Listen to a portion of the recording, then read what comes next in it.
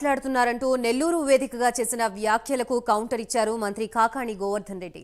ఓటర్లు లేరు కాబట్టే నాయకుల చేరికతో పార్టీ బలపడిందని చెప్పుకుంటున్నారని ఎద్దేవా చేశారు. సొంత నియోజకవర్గాన్ని వదిలి కుప్పంలో పోటీ చేసిన విషయాన్ని మరిచిపోయారని విమర్శలు గుప్పించారు.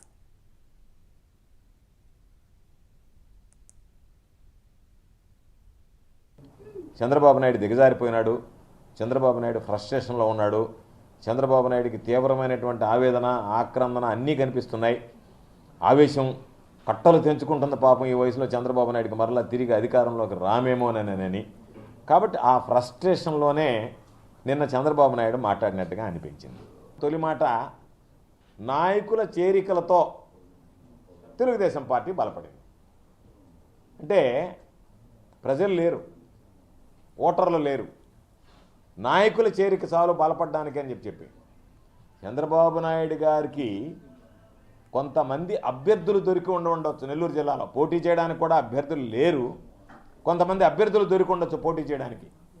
అంత మాత్రాన నీకు అభ్యర్థులు దొరికినంత మాత్రాన ఓటర్లందరూ నీకు ఆకర్షితులు అవుతారని, ప్రజలంతా నీకు మద్దతు పలుకుతారని అనుకుంటే అంతకన్నా పెద్ద పొరపాటు లేదు. కాబట్టి నువ్వు ఒక మైండ్ గేమ్ ఆడడానికి తెలుగుదేశం పార్టీలోకి చేరికలు ఉధృతమయ్యాయి, బ్రహ్మాండంగా సాగుతున్నాయంటే నాయకులు చేరినంత మాత్రాన ఓటర్లు, ప్రజలు నీ వెంట నడిచేటువంటి పరిస్థితిలో ఉన్నారా అనేటువంటిది చంద్రబాబు నాయుడు ఆత్మ పరిశీలన చేసుకోవాల్సినటువంటి విషయం.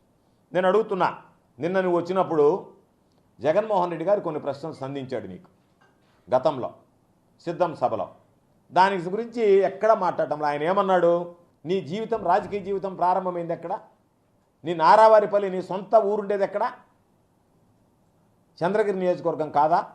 మర్చిపోయావా? గుర్తు చేయాలన్నా? ఒకవేళ నువ్వు మర్చిపోయినా నేను లేనా నీకు గుర్తు చేయడానికి?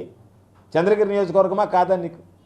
చంద్రగిరి నియోజకవర్గంలో పోటీ చేసినటువంటి వాడివి తిరిగి నీ సొంత గ్రామంలో, నీ గ్రామం, నీ ప్రాంతం ఉన్నటువంటి దాంట్లో నువ్వు గెలవలేక నిన్ను నువ్వు తన్నుకుంటూ నువ్వే నిన్ను తన్నుకుంటూ పోయి కుప్పంలో నిలబడినటువంటి వాడివి.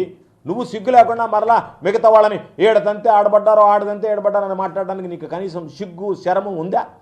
ఉంటే నువ్వు మాట్లాడతావా? ఒక్కసారి నీ గతాన్ని తరిచి చూడు.